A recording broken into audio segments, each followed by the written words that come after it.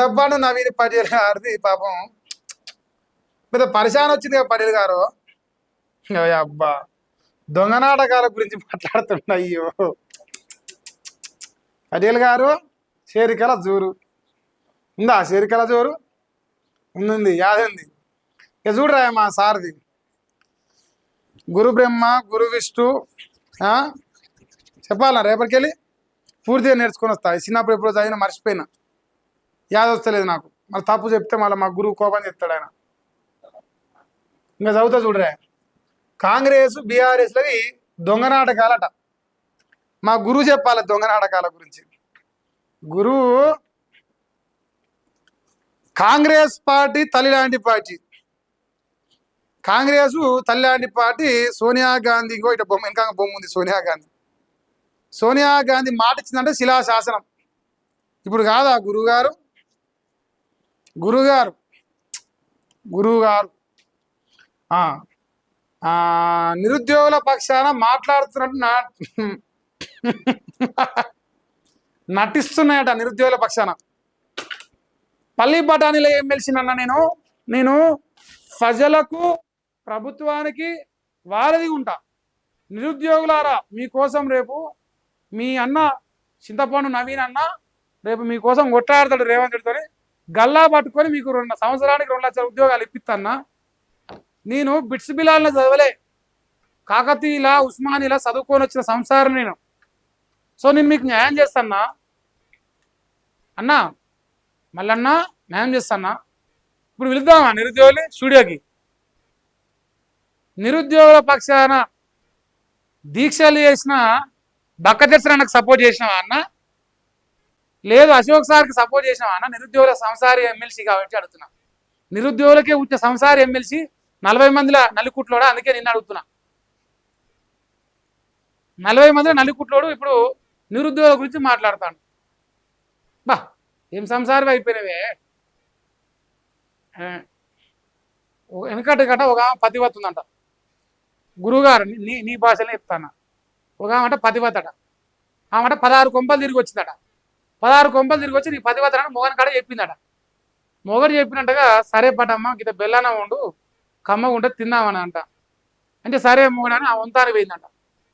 16 నెలలు అయితే అది ఉడతలేదు. ఇంకా ఏందమ్మా మరి పతివత వైతి వంత ఉడతలు అంటే, దేవుని ప్రసాదం కదా నా చేతి ఉడతా అన్నాడు.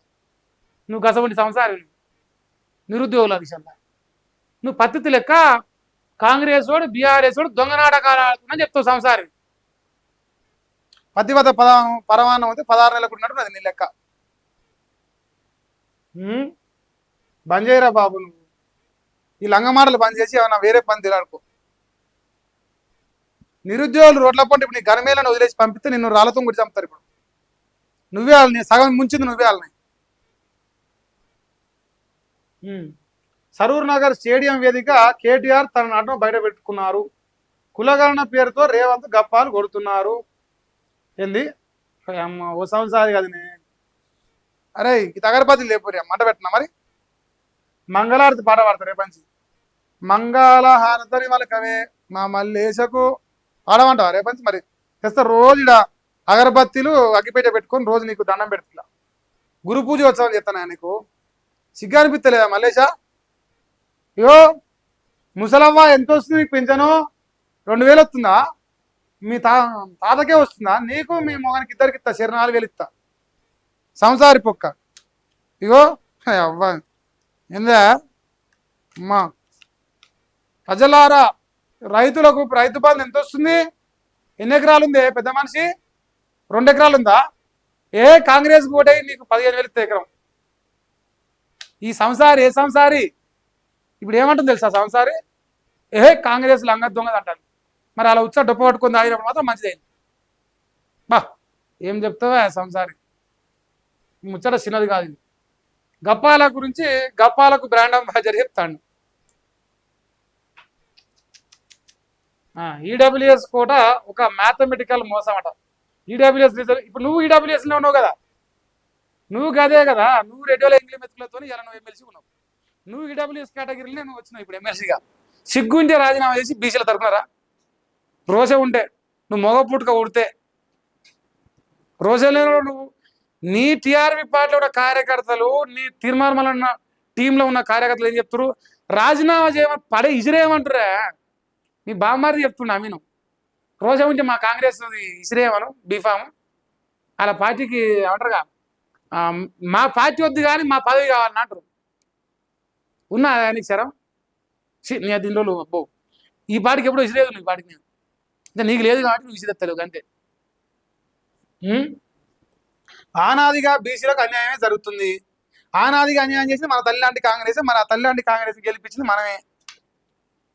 నా వల్లే వచ్చిన అధికారాలకి ఒప్పుకుంటా, నీ వల్లే. ఈ పాపానికి కారణం కూడా నీ వల్లే. బీపీ మండలి ఓబీసీలకు 27% రిజర్వేషన్ ఇవ్వాలని చెప్పిండు, కానీ మండల కమిషన్ సిఫార్సులు అమలు కావడం నేరం. జనాభా దామాషా ప్రకారం రిజర్వేషన్ ఉండాలి. అట్టనే చెప్తున్నా, జనాభా దామాషా ప్రకారం మా బీసీలలో అత్యంత అధిక జనాభా ఉన్న మా ముదిరాజు బిడ్డకు అధ్యక్ష పదవి కావాలి టీఆర్పీలా.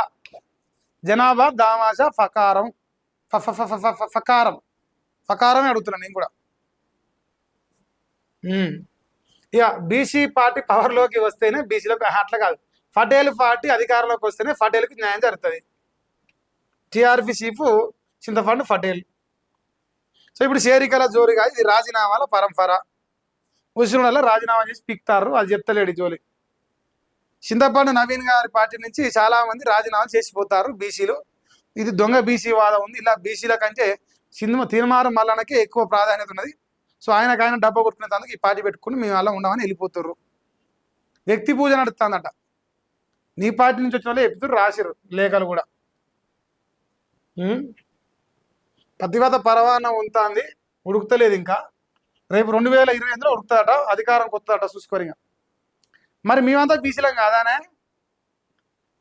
మేమంతా బీసీలం అయితే అబ్బో మేము పెయిడ్ ఆర్టిస్టులం కాదు.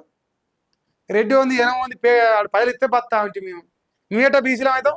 ఈ మాత్రం సక్కమైన సంసారి కోమరెడ్డి, వెంకరెడ్డి, రాజగోపాల్ రెడ్డి, ఉత్తమ్ కుమార్ రెడ్డి, పొంగులేటి శ్రీనివాస్ రెడ్డి, రేవంత్ రెడ్డి, మళ్ళీ రంగారెడ్డి, వీళ్ళందరూ ఎంగిలి మీద డబ్బు పట్టుకొని తిన్న మాత్రం అప్పుడు పెయిడ్ ఆర్టిస్ట్ అస్సలు కాలే. అబ్బో కొర్రాడు అన్నోడు అస్సలు కానే కాదు. అమ్మో పడకేసిన పాలనట, పండుకున్న మల్లేశట. అంటిముట్టినట్టుగా మల్లేశ తీరుందట. ప్రజాపాలనకు నాకు సంబంధం లేదంటున్నట. మొక్కుబడిగా ఎమ్మెల్సీ గెలవాలని నాటకాలు ఆడుతున్నట. ఇక ఓన్లీ టీఆర్పీకే పరిమితమైన మల్లేశట. మంత్రి పదవి కావాలని మీటింగ్లు పెడుతున్నట.